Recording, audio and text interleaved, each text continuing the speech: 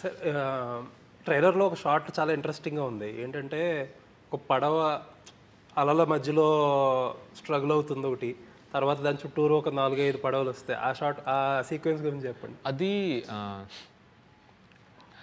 ఇనీషియల్‌గా ఈ కథలోనే వీళ్ళు పాకిస్తాన్‌లో దొరికిపోవడం అనేది వాళ్ళ దగ్గర నుంచి వచ్చిన కథ అండి.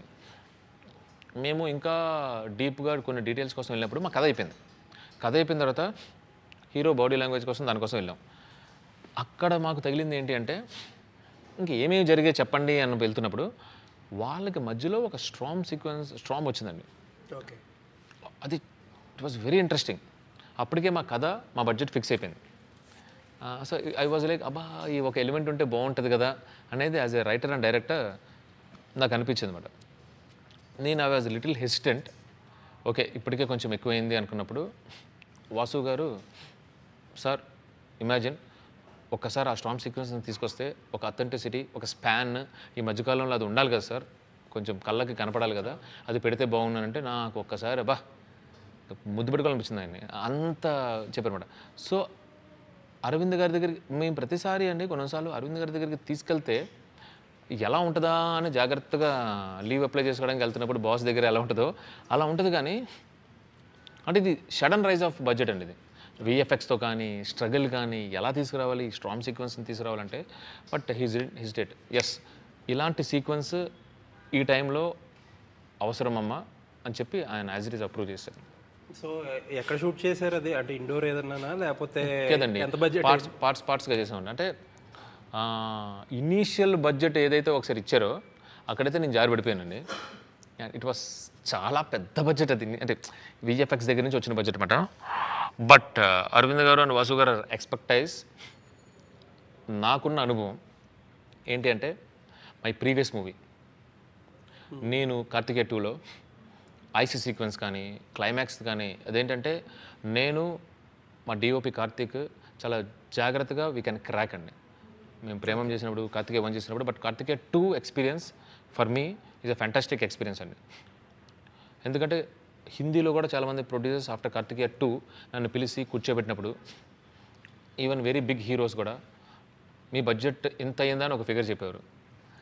ఎంత అయింది సార్ అది 15 to 20% ఆఫ్ దిస్ అనగానే ఎలా ఎలా ఎలా అన్నప్పుడు నేను ఎక్స్ప్లెయిన్ చేస్తున్నప్పుడే నాకు చేస్తున్నప్పుడు తెలియలేదండి Karthikeya 2 that we're doing very good job అని.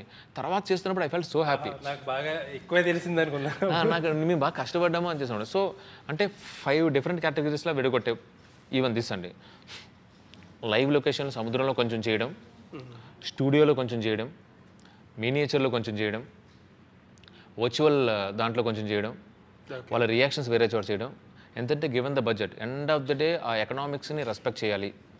అరవింద్ గారు నోస్ ఇది 70 అని స్టార్ట్ అయ్యి 80కి వెళ్ళినా, 60 అని స్టార్ట్ చేసి 80కి వెళ్ళినా కూడా రిటర్న్స్ అనేది he's very clear in that. ఆయన అపర చాణక్యుడు, ఆయన ఈజ్ వెరీ క్లియర్. సో ఎకనామిక్స్లో అండ్ నాకు నా చేతిలో ఉన్నంత వరకు ఆ ఎకనామిక్స్ని రెస్పెక్ట్ ఇవ్వాలి. నేను మూర్ఖంగా గుడ్డిగా కూడా నేను వెళ్ళిపోలేనండి. ఇట్స్ నాట్ మై అంటే not as a film maker, బేసిక్గా యాజ్ ఎ హ్యూమన్ బీయింగ్ కూడా. బట్ ఇది వచ్చినప్పుడు మాకు 18 crores బడ్జెట్ ఇచ్చారు ఫస్ట్ ఇనీషియల్గా. ఏదో చెప్పేస్తున్నాను మీకు, 18 crores బడ్జెట్ అంటే ఓకే ఇంపాసిబుల్ అండి ఇది. ఎందుకంటే ఆ స్టూడియో అలాంటిది, ఆ సీక్వెన్స్ అలాంటిది. వాళ్ళకి మా దగ్గర లేదు అంటే దే డజంట్ బాదర్. వాళ్ళు చేసే సినిమాలు కూడా అలాంటివే. ఇప్పుడు దీన్ని క్రాక్ చేయాలంటే కార్తికేయ 2 అప్పుడు నాకు ఓన్లీ కార్తిక్ ఒకడే.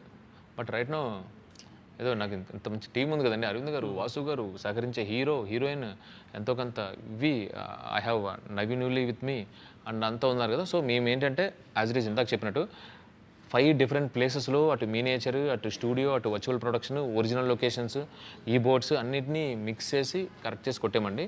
It came out well. Emotion ఉంటుందండి బేసిక్గా అందులో.